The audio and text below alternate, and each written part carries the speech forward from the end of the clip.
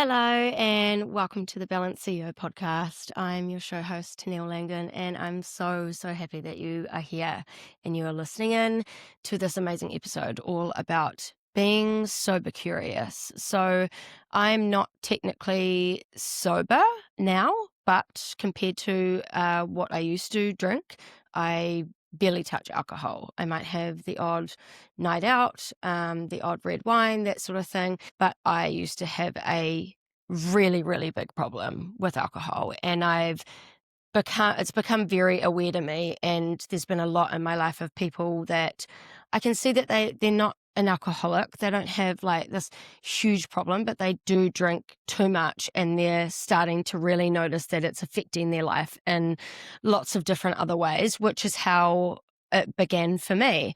I started realizing, but I know that I can feel this good. So why am I then destroying my Sunday just for like a night that I've had 1,000 times over on a Saturday night?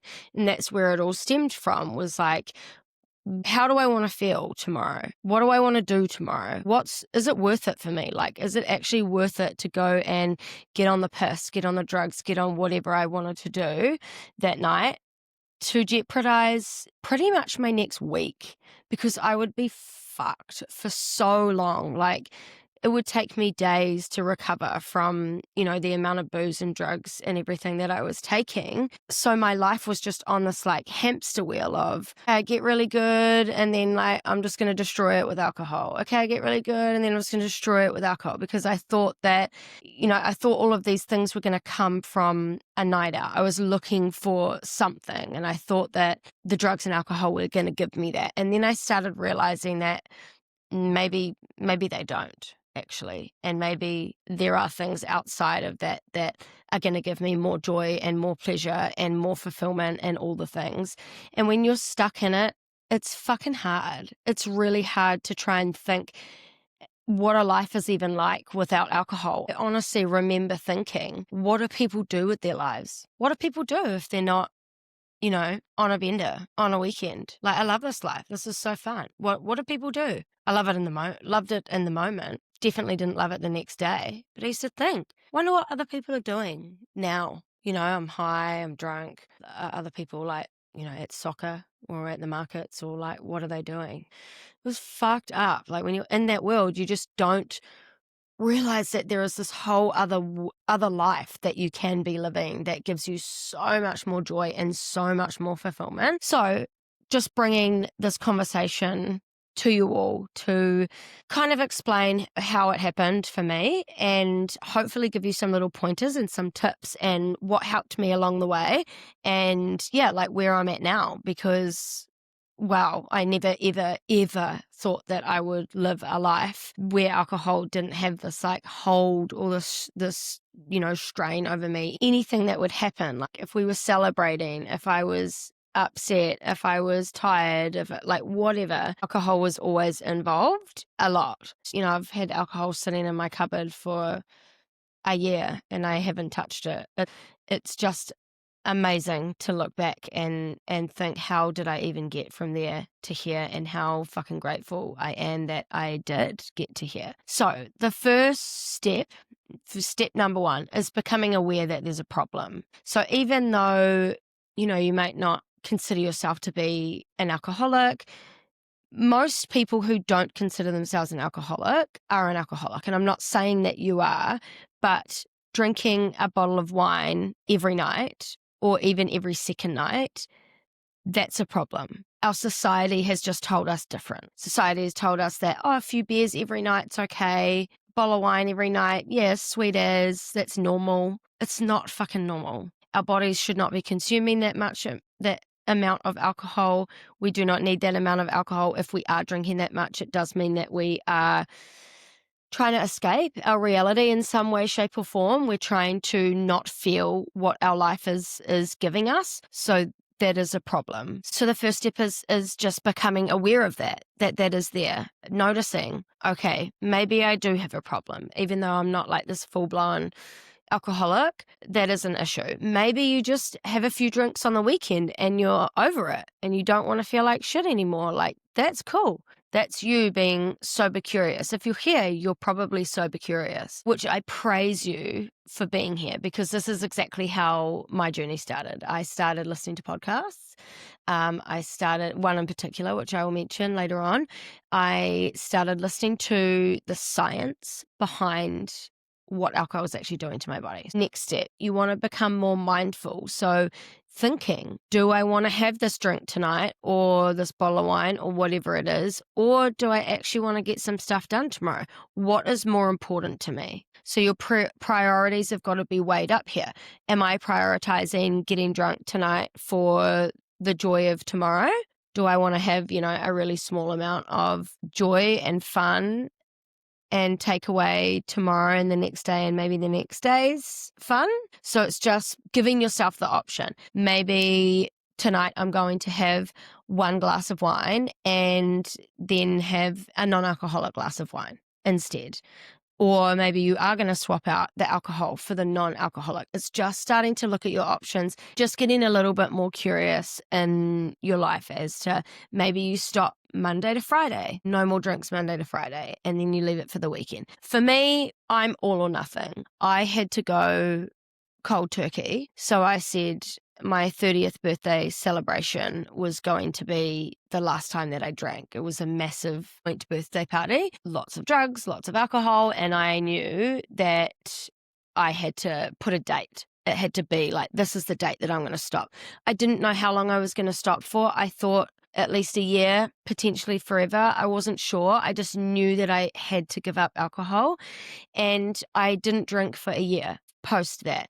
For the first probably 2 months, I was still doing drugs, so I wasn't completely clean, but I was not drinking alcohol.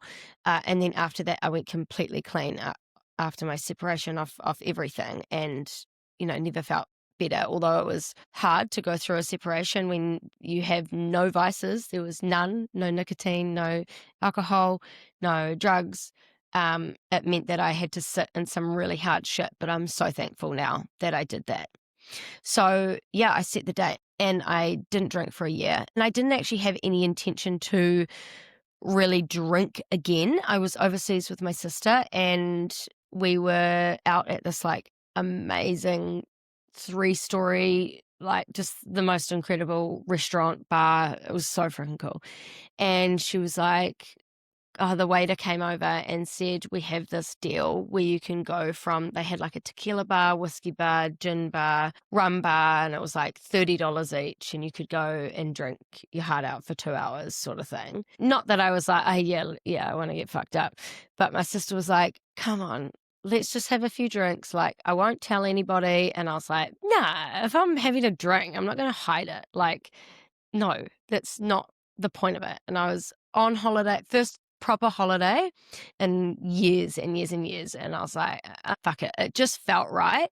I was like, okay. And I had maybe 3 or 4 drinks and I had the time of my life, was laughing so much, just had the best time with my sister. It was so much fun. And then I did drink again on that holiday, but when I got home, there was just no, it just didn't have the power over me anymore. I didn't feel like drinking, and the more time's gone on, that was nearly 2 years ago, the more time has gone on, I want it less and less and less. So my recent trip to Bali, I had 4 cocktails one night and I was vomiting at 12 o'clock because I obviously am very health conscious and I just don't think that it agrees with me anymore.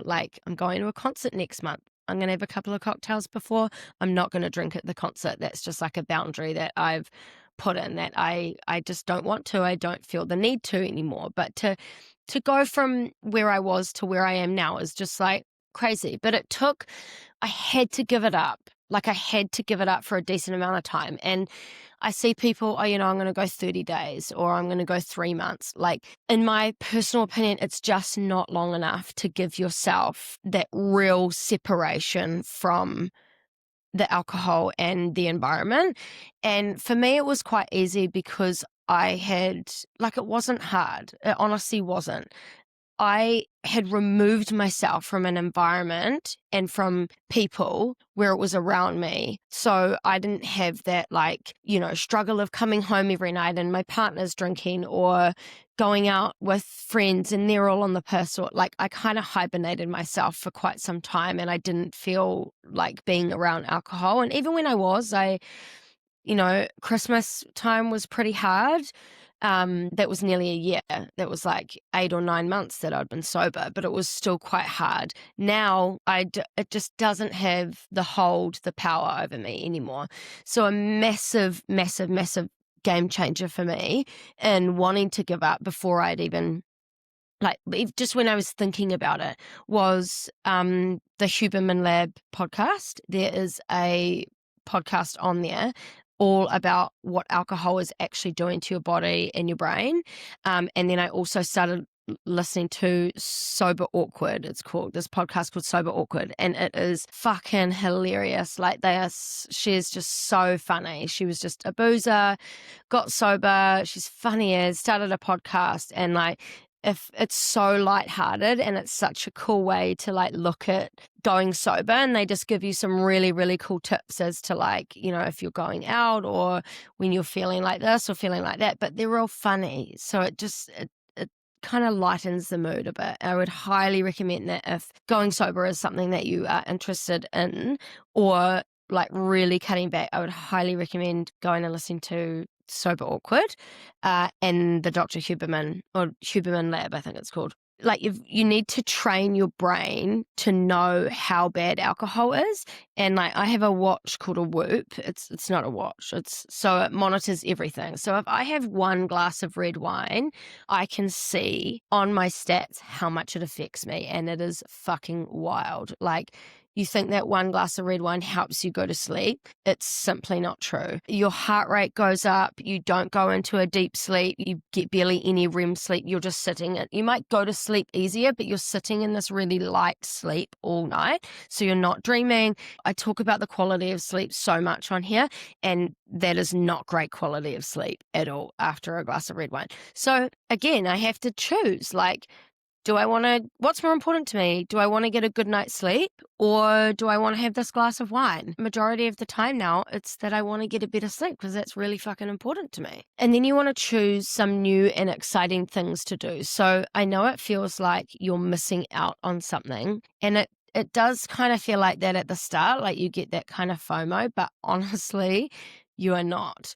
The people that are hungover on the Sunday are the ones missing out on enjoying life. Like, you can't even comprehend right now how good life gets to feel and how good life gets to be without alcohol. In the past 3 weeks, I have had 2 women message me thanking me and saying, look, I've been sober. One of them's been sober for a month, and she said, look, I know that you kind of tried to get me to look into this a while ago, and I wasn't ready, and I wish I'd listened to you sooner, but I'm 1 month sober. And like, fuck, that is just, I just can't even put into words like how much it means that just me sharing my story is like helping women. And then, another woman that she's not ready to give up alcohol, and that's fine, but she knew that she had a problem, and she's spent a week sober and only a couple of drinks on the weekend. And like, this is exactly why I do what I do. This is why I share what I share. This is why I'm recording this podcast right now,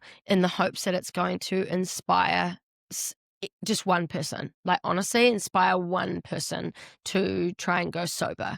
And it doesn't mean that you have to be sober forever. It just means that you are rebuilding your relationship with alcohol. When you completely remove it for such a long time and you realize how good life gets to be, you then just become so much more aware of what it does to your body, because you'll go back to it, or maybe you won't. Some people never do, and that's amazing. Don't be scared to set boundaries with people, and you're going to have to. There's going to be times where you're going to have to say, look, I don't want alcohol in the house. Like, would love for you to come for dinner, but could you please skip, bringing the bottle of wine, anything like that. People are really understanding, and they will get it. And the more that you start to set these boundaries, the more that it becomes a lot easier. And setting boundaries with yourself of like, okay, I'm not going to go to this party tonight, but I'm going to, treat myself in another way, and like really sticking to that, because that builds trust in yourself. When you stick to what you say you're going to do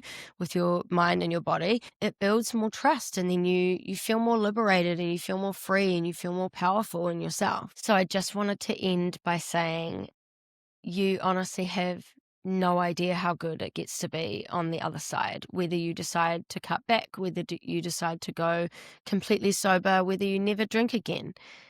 All of it, you are going to feel so much better on the other side of that. Like even just cutting back alcohol, even just not drinking during the week, like your mind, your body, your soul, your sleep, everything is going to thank you for it. I'd recommend looking into some sort of watch that tracks your sleep, so that you can actually see the patterns and how, what's my heart rate on the nights that I do have alcohol. It's really about teaching yourself what it's doing to the body and becoming really aware of like, okay, this is actually really damaging. And that's what's going to make the big change. That's what's going to make you go, fuck, okay, maybe I need to give up. Maybe I do need this out of my life. Like, we haven't even mentioned, what alcohol does in a society. It's the worst drug of them all, if you ask me, because it's so welcomed in our society. Like kids' birthdays, whenever, wherever, it's just been made this okay thing to have a drink at 10 in the morning on a Sunday or whatever. And like, it's not normal. So let me know if this helped. If you want to DM me on Instagram or even send me an email, I'm more than open to having a conversation to help you further. I have conversations quite often with people who are really curious about going sober or just making changes in their lives, and this is why I do the work that I do. So reach out if you need to, and I hope that this has helped.